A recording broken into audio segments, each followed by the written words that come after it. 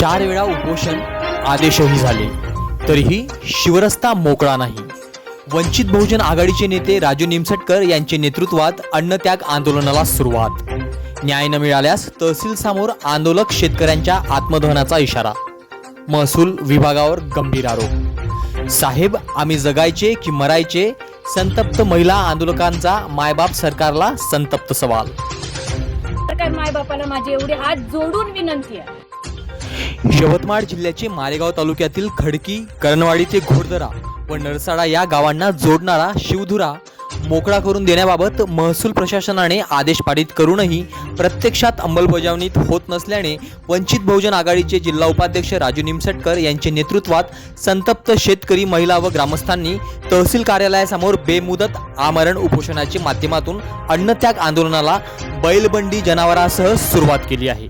या प्रकरणी महसूल विभागाकडून न्याय मिळत नसल्याचा आरोप करत उपोषणकर्ते संदीप उमरे यांनी गंभीर आरोपांची सरबत्ती केली आहे। तर साहेब आम्ही जगायचे की मरायचे असा संतप्त सवाल महिला आंदोलकांनी मायबाप सरकारला विचारला आहे।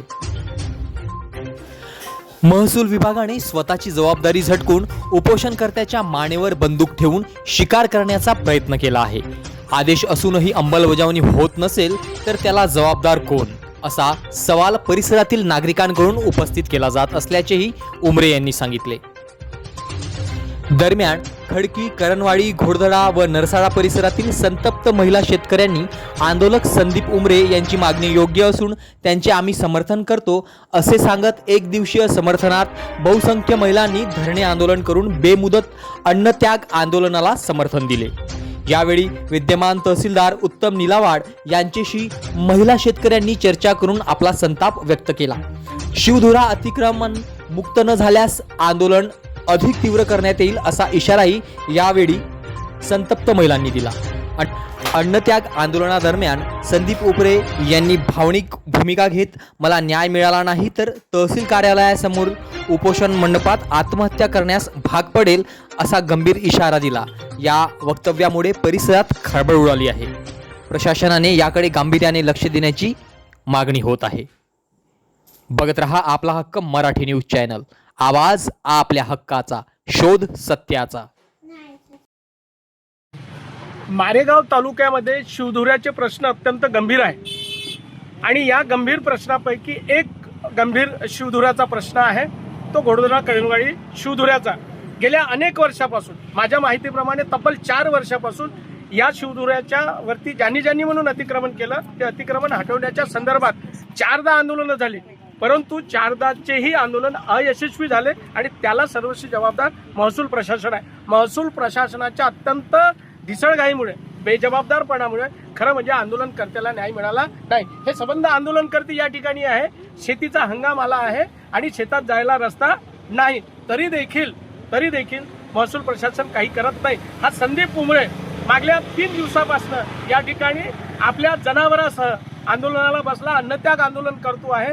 उन्हाळा मी म्हणतो आहे, पाणी पडत नाही आहे आणि हंगाम तोंडावरती आहे, तरी देखील महसूल प्रशासन ढिम्म आहे।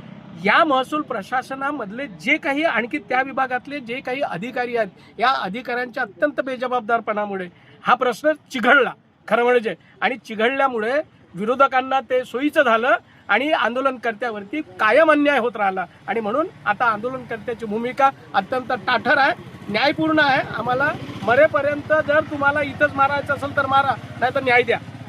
आणि म्हणून अन्नत्याग आंदोलनाला हे उपोषणकर्ते बसलेले आहेत, संदीप बसलेले आहेत आणि हे संबंध महिला भगिनी आता रस्त्यावरती आलेल्या आहेत। माझी विनंती आहे प्रशासनाला, मायबाप सरकारला विनंती आहे, मी वंचित बहुजन आघाडीचा नेता म्हणून विनंती करतोय, प्रशासनाच्या भूमिकेनं, न्यायाच्या भूमिकेनं प्रशासनानं वागावं, सरकारनं न्यायाच्या भूमिकेनं जनतेकडे बघावं। तुम्ही शिवधुऱ्याचे प्रश्न सोडवतो म्हणता, आता हे चिघळले जात आहेत। कृपया महसूल प्रशासनाच्या या अधिकाऱ्यांना हे सांगा आणि जनतेला, या मायबाप जनतेला न्याय द्या, एवढीच विनंती। आणि जर का शेवटची भूमिका अत्यंत आमची पण ताठर असणार आहे, जर तुम्ही आमचं ऐकलं नाही तर, आणि जर तुम्ही आमचं ऐकलं नाही तर मग आम्ही देखील जनतेच्या दरबारात हा प्रश्न नेऊ आणि जनतेच्या दरबारात जनतेच्या पद्धतीनं मग प्रशासनाला उत्तर देऊ।